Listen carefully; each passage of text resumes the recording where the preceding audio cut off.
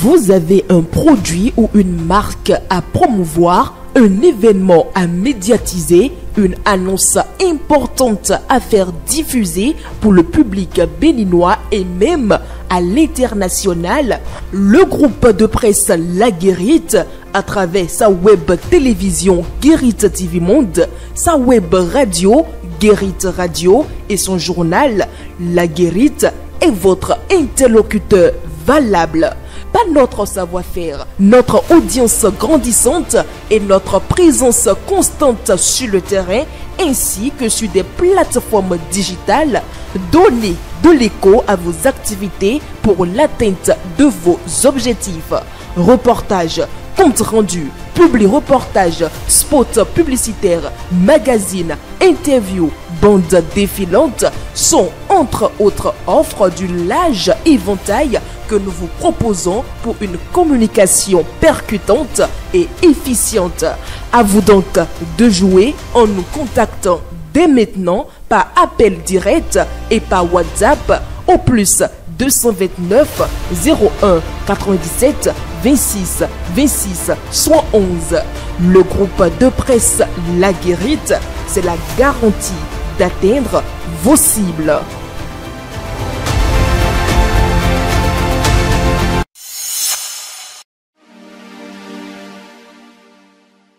Amis internautes de Guérite TV, mon lecteur de Matin Libre, bonjour. Bienvenue dans la revue des titres de votre quotidien en sa parution de ce jeudi 8 mai 2025. Entretien exclusif avec le président du parti Le Libéral, Richard Bonouourou. Nous serons à toutes les élections, rapporte mon confrère. Le président du parti Le Libéral était hier, mercredi 7 mai 2025, l'invité de Canal 3 Bénin. Avec son récépissé provisoire en poche, Richard Bonouourou s'est exprimé sur les sujets d'actualité. La vision de sa formation politique, son idéologie, sa position sur les grands sujets ont été passés au pays fin par les journalistes Eric Guédeno et Franck Aounou. Richard Bonouourou a confirmé que le parti Le Libéral sera au rendez-vous des échéances électorales de 2026. En attendant de connaître la participation du parti Le Libéral aux échéances électorales de 2026, on poursuit la revue des titres de votre quotidien. Désormais géré par l'État vers une baisse des coûts du gaz domestique, s'interroge mon confrère.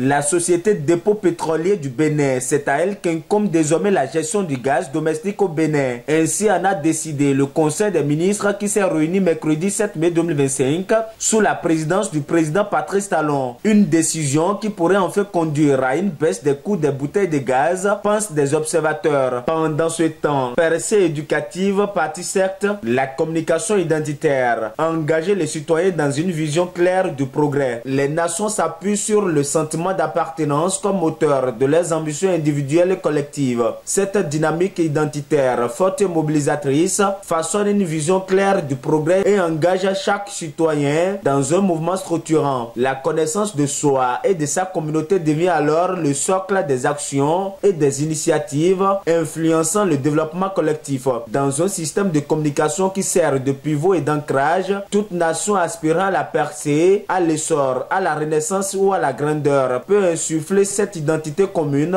inspirant ses citoyens à évoluer avec régularité, constance et détermination vers un avenir meilleur. On parle sport dans la suite de cette revue de titres. Championnat d'Afrique de Wushu, le Bénin prolifique. La ville du Caire a accueilli du 1er au 6 mai le championnat d'Afrique de Wushu, réunissant 9 nations. La Tunisie, l'Algérie, le Maroc, la Côte d'Ivoire, le Sénégal, l'Éthiopie, la Guinée, le Bénin et l'Égypte, pays hôte.